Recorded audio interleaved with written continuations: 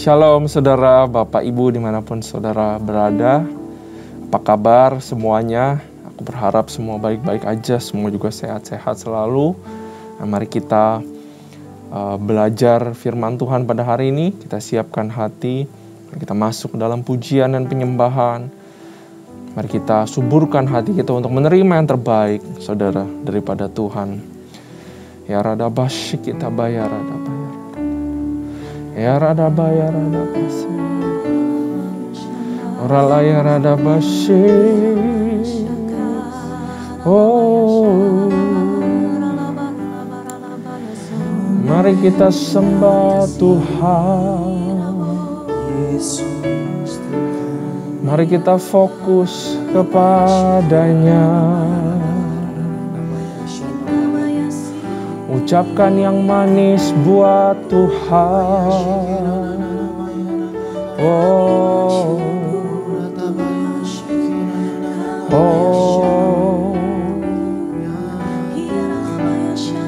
terima kasih Tuhan. Mari kita sapa Tuhan. Get comfortable in Him, oh Lord. Ya rada basyik.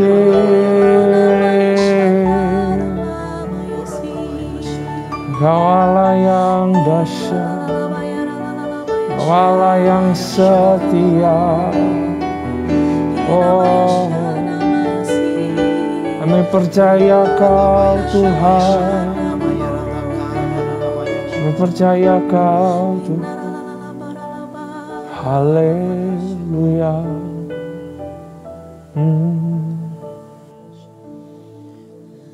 Betapa dahsyat Engkau Tuhan, Pencipta segala yang ada, dulu sekarang sampai selamanya. Hanya Engkau Tuhan, tak terselami pikiranmu, tak terukur panjang setiamu, dulu sekarang sampai selamanya. Hanya Engkau Tuhan, ku sembah Engkau Yesus. Hanya Engkau Allah di hidupku,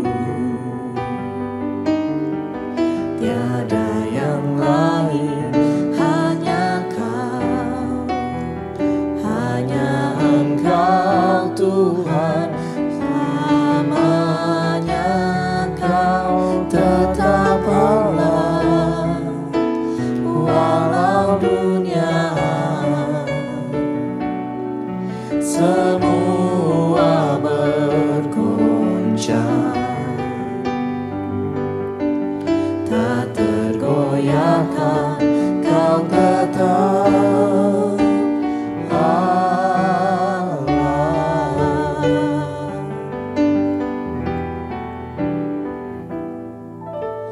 betapa dahsyat Engkau Tuhan, Pencipta segala yang ada,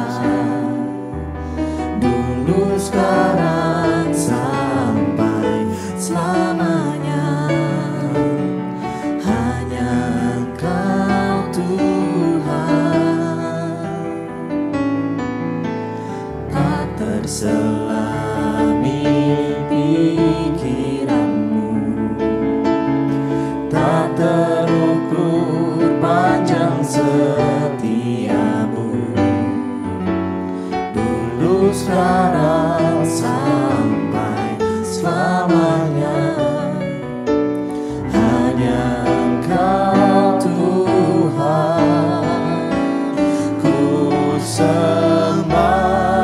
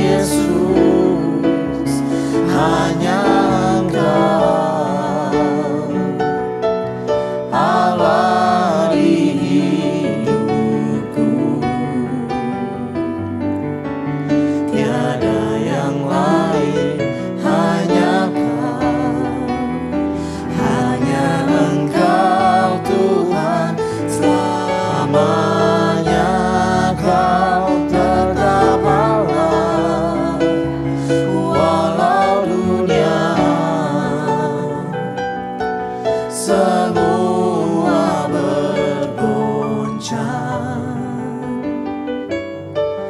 tak tergoyahkan, Kau tetap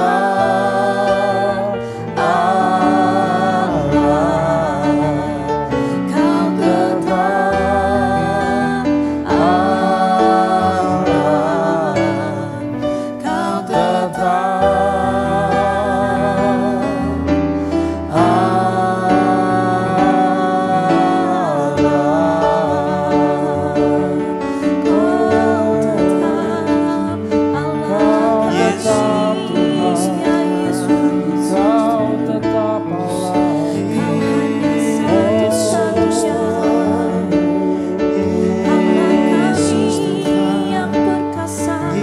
tak tergoncangkan Kau Tuhan yang setia, Kau tetap Tuhan kami. Oh,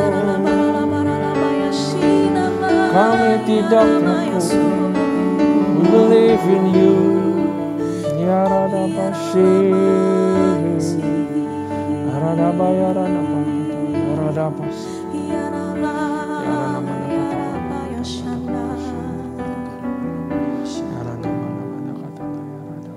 Yesus Tuhan, Kau layak dipuji, ditinggikan atas seluruh bumi. Ajaib kuasa-Mu, ya Allahku, ku kagum hormat padamu. Yesus Tuhan, Kau layak dipuji, ditinggikan atas seluruh bumi. Heran kasih-Mu di hidupku, Yesus kekuatanku.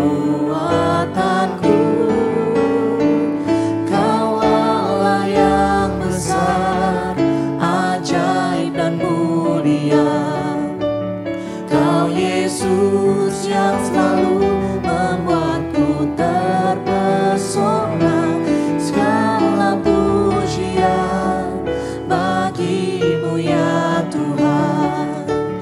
Hanya Kau yang layak ku agungkan.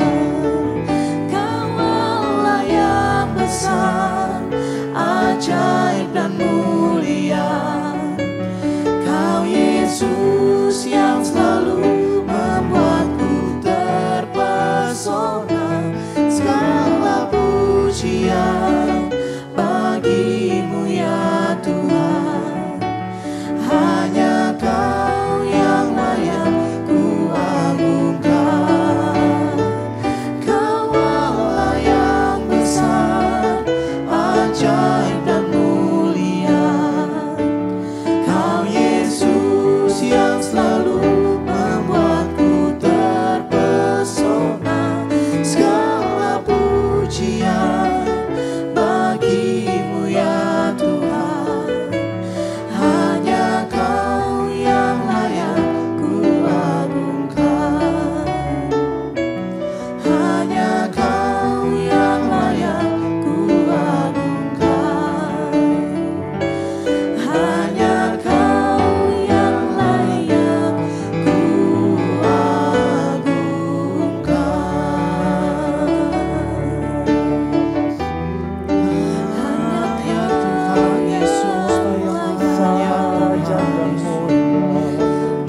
Hanya Kau yang kami agungkan, Tuhan.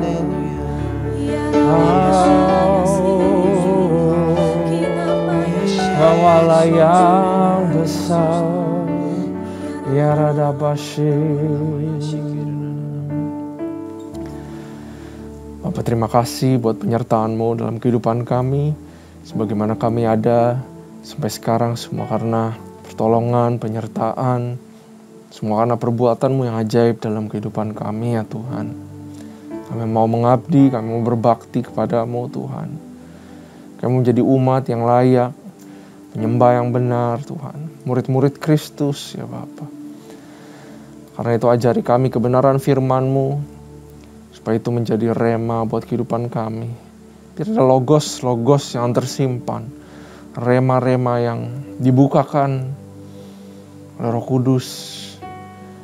Ampuni kami semua atas kesalahan kami, bersihkan hati kami daripada yang jahat, sembunyikan hamba-Mu di balik salib, dan mengatakan sesuatu yang baru yang berasal daripada-Mu.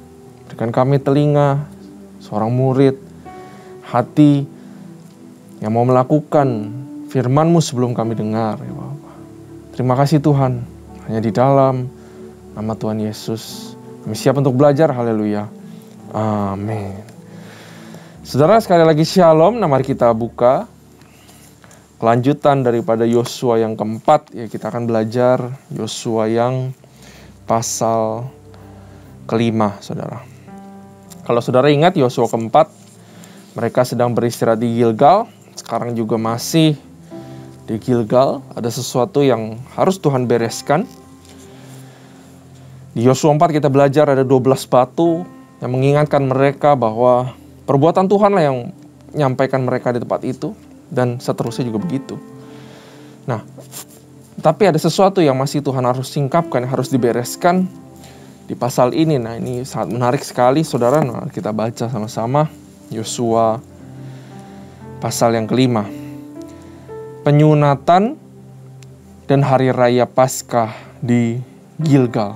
Sebelum berperang, saudara, ada perayaan. Sebelum berperang, ada penyunatan yang harus terjadi, saudara.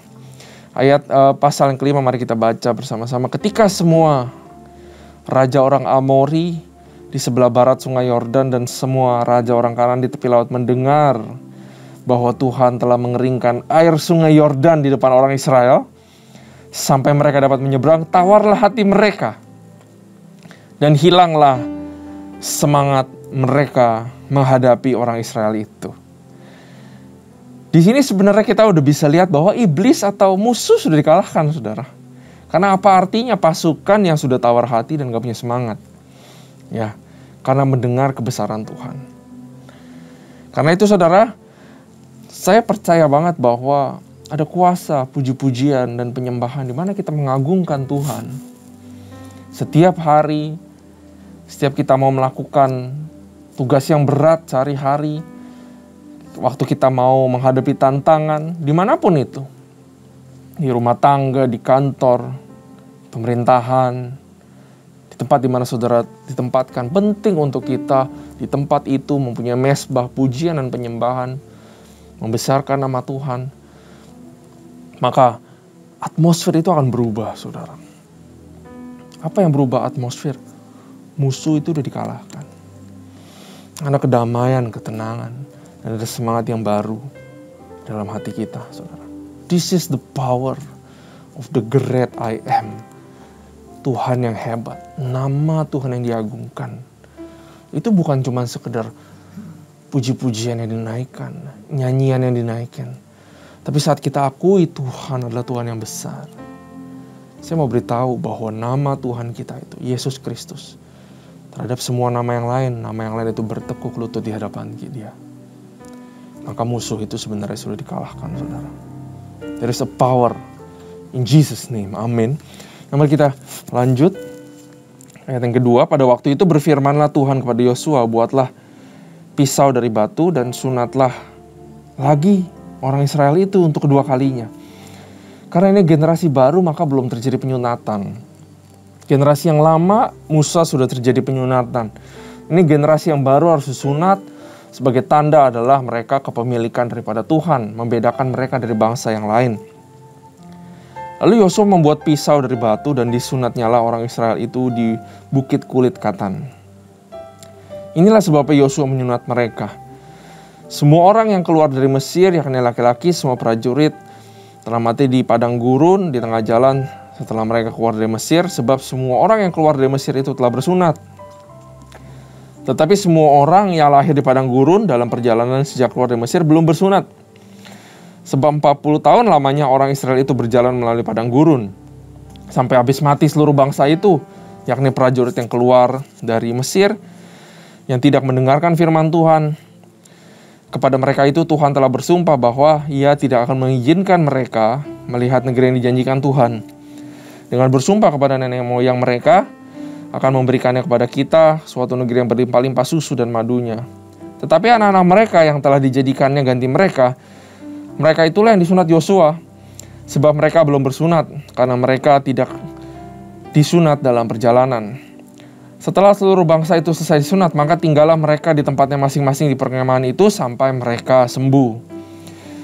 Dan berfirmanlah Tuhan kepada Yosua, hari ini telah kuhapus celah Mesir itu daripadamu. Setelah penyunatan terjadi, setelah semua recover, maka ada satu berkat yang ditaruh Tuhan kepada bangsa yang sudah dipilihnya.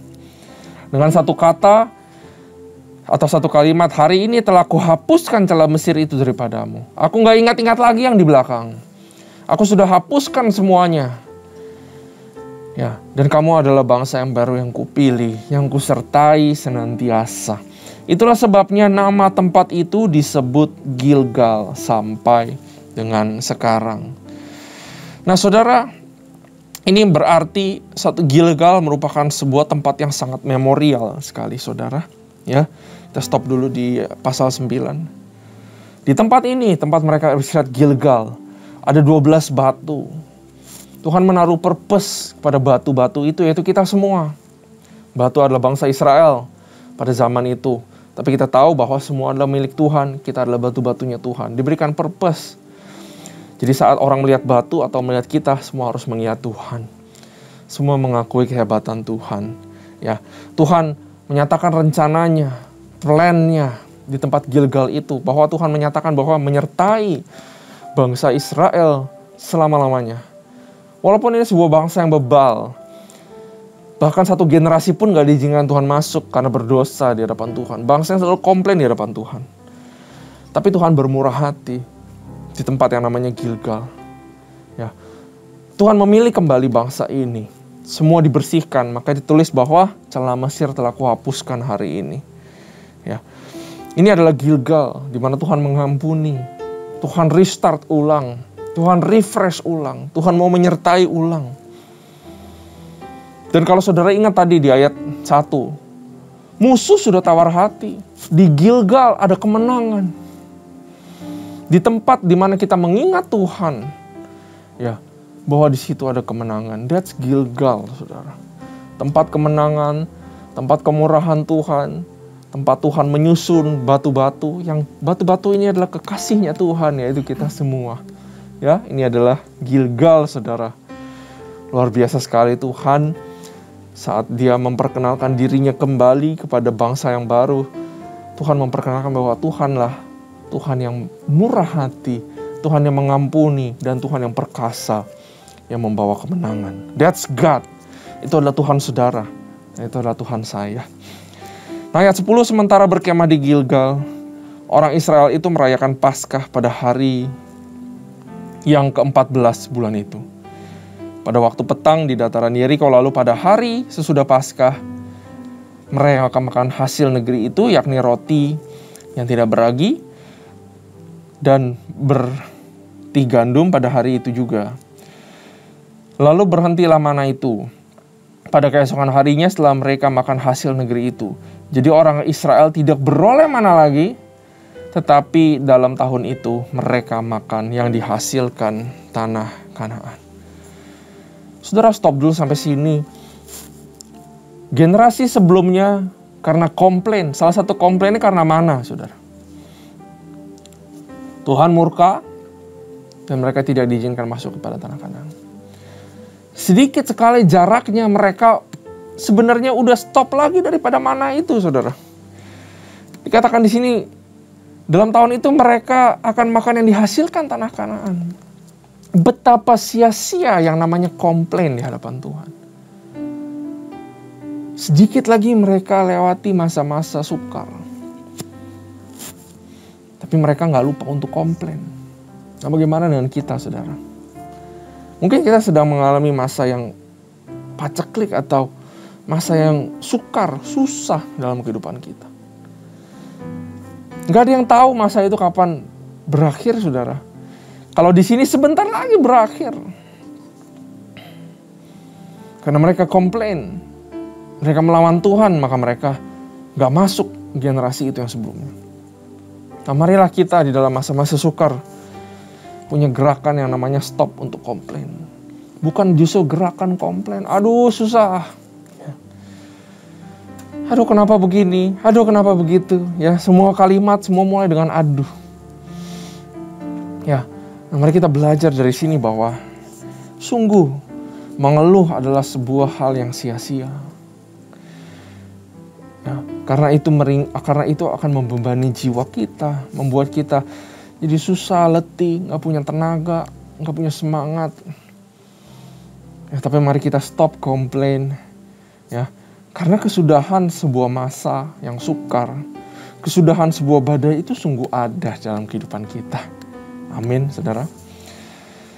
Nah, Panglima Bala Tentara Tuhan, ayat yang ke-13, ketika Yosua dekat Yeriko, ia melayangkan pandangnya. Dilihatnya seorang laki-laki berdiri di depannya dengan pedang terhunus di tangannya. Yosua mendekatinya dan bertanya kepadanya, kawankah engkau atau lawan? Yosua punya kewajiban sebagai seorang pemimpin untuk mendeteksi yang namanya ancaman. Makanya dia bilang, kamu musuh atau bukan? Dia bilang begitu. Jawabannya, bukan. Bukan musuh, juga bukan kawan, saudara. Ya, karena jawabannya bukan. Tetapi akulah panglima bala tentara Tuhan.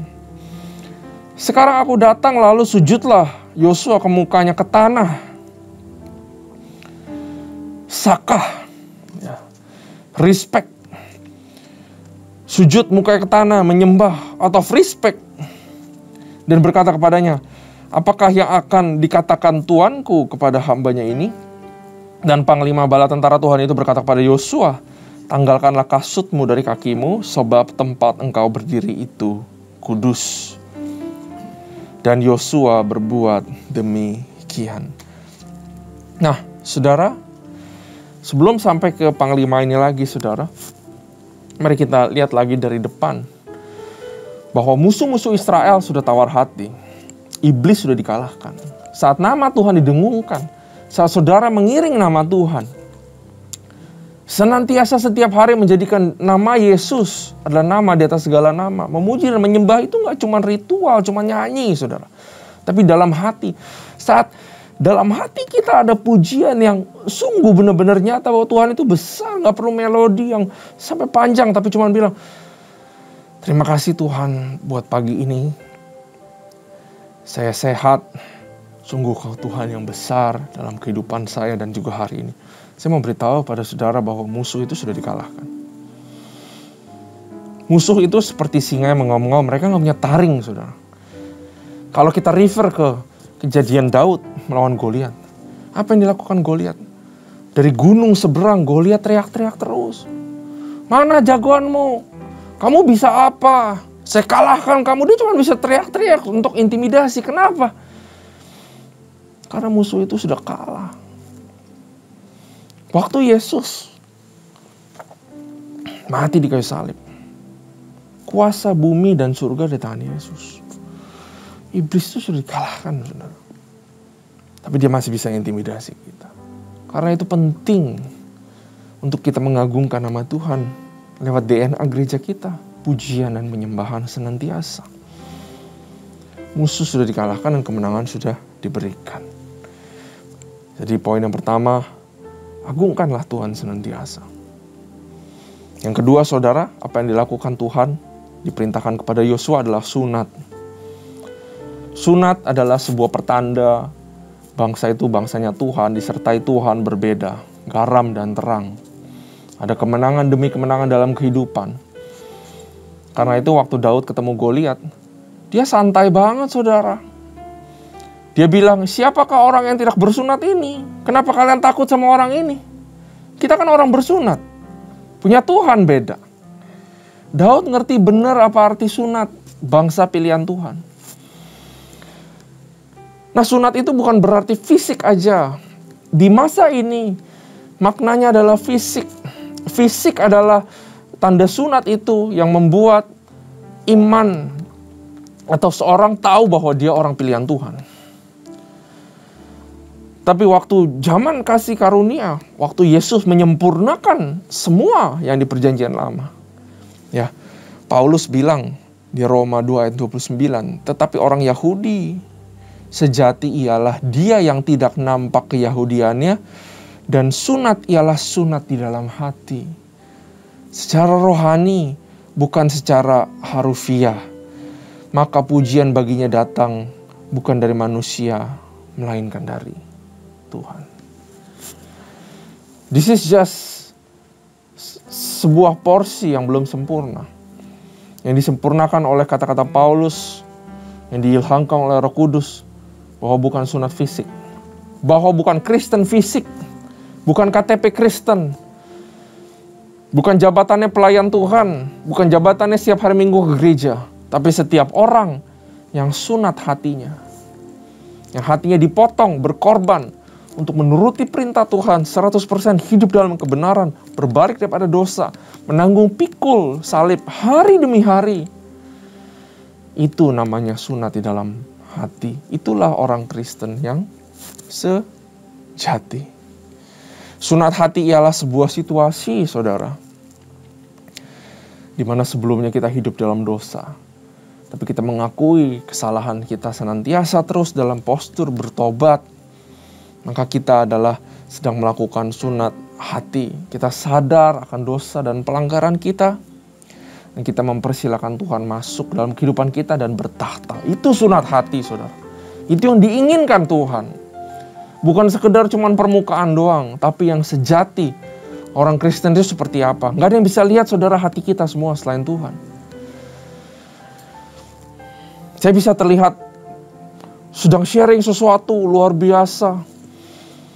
Wah, bisa ngomong hebat. Tapi Tuhan lihat hati saya sunat apa enggak.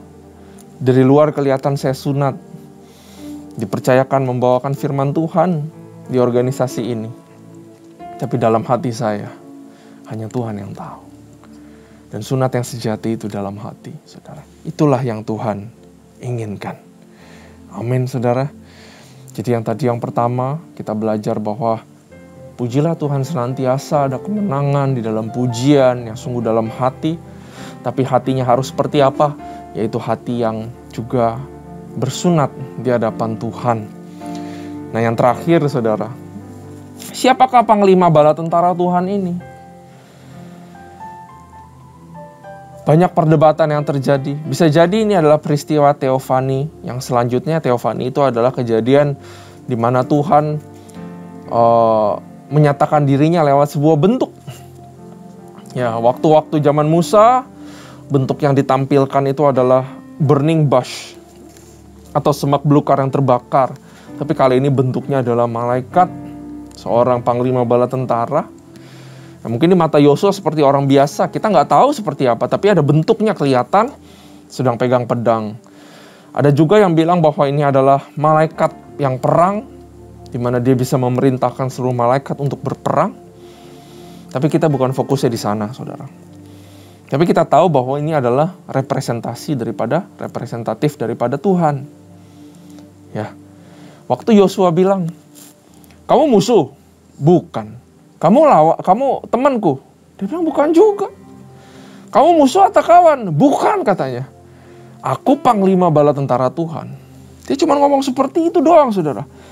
Bukan, tetapi akulah panglima bala tentara Tuhan. Sekarang aku datang. Artinya gini. Bukan masalah Tuhan itu berada di sisi kita atau musuh. Tuhan itu selalu berada di sisi kita. Karena kita punya imam besar, ingat. Yesus Kristus. Kalau imam yang belum sempurna pada zaman dulu, kalau imamnya berdosa, dia masuk ke dalam ruang Maha Kudus, dia mati. Satu bangsa nggak dapat berkat. Satu bangsa bisa anggap bercela di hadapan Tuhan karena imamnya bercela. Tapi Yesus sudah diangkat menjadi imam besar, perantara yang sejati yang selama-lamanya buat kita. Dan dia anak domba yang tidak bercacat. Dia tidak melakukan dosa. Dia sama menjadi manusia. Dia digoda tapi dia tidak melakukan dosa. Dia jadi imam besar yang selama-lamanya suci dan kudus. Jadi perantara kita.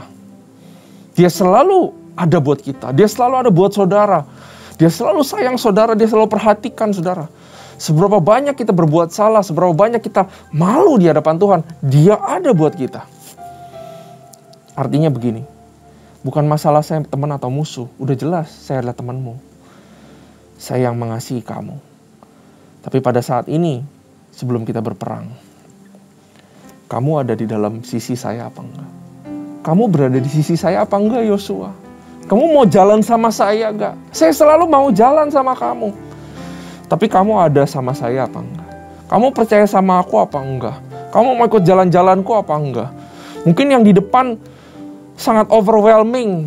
Musuh-musuhnya besar. Keadaan enggak tahu bagaimana tahun depan. Bisnis saudara-saudara enggak tahu. Apa yang akan terjadi di keluargamu, saudara enggak tahu, saudara khawatir. Doa-doamu enggak dijawab, aku tahu kata Tuhan. Tapi maukah kamu tetap berjalan sama aku? Kata Panglima Bala Tentara Tuhan ini. It's not about God is against us or not. God is always for us. Tapi pertanyaannya, apakah kita ada di sisi Tuhan apa tidak? Tuhan selalu terbuka tangannya buat kita semua, saudara. Karena itu make sense sekali cerita ini diselipkan dengan yang namanya sunat hati. Pertobatan yang sejati. Mengagungkan Tuhan sungguh dalam hati. Itulah yang membuat kita berada di sisinya Tuhan. Berada di areanya Tuhan, saudara. Dan saya percaya ini adalah syarat kemenangan. Saya percaya ini adalah syarat di mana kita dipimpin Tuhan. Dia selalu beserta dengan kita. Nah, mari kita juga memposisikan diri kita di samping Tuhan. Mari kita berdoa. Bapak, kami belajar banyak. We thank you for this wisdom. Peremahan ini Tuhan. Bahwa kau menghendaki sunat hati, kau menghendaki penyembahan, pengagungan, respect yang benar-benar dalam hati. Bahwa kami percaya musuh sudah dikalahkan. Dan memang sudah dikalahkan. Dan pertanyaannya bukan apakah Tuhan beserta kita. Tapi maukah kita ikut jalan-jalannya Tuhan. Bapak, ubahkan hati kami, supaya kami terus senantiasa setia berada dalam jalan-Mu ya Bapa. Terima kasih Tuhan, terima kasih ya Bapa. Hanya di dalam nama Tuhan Yesus, kami telah belajar, haleluya, amin. Tuhan Yesus memberkati.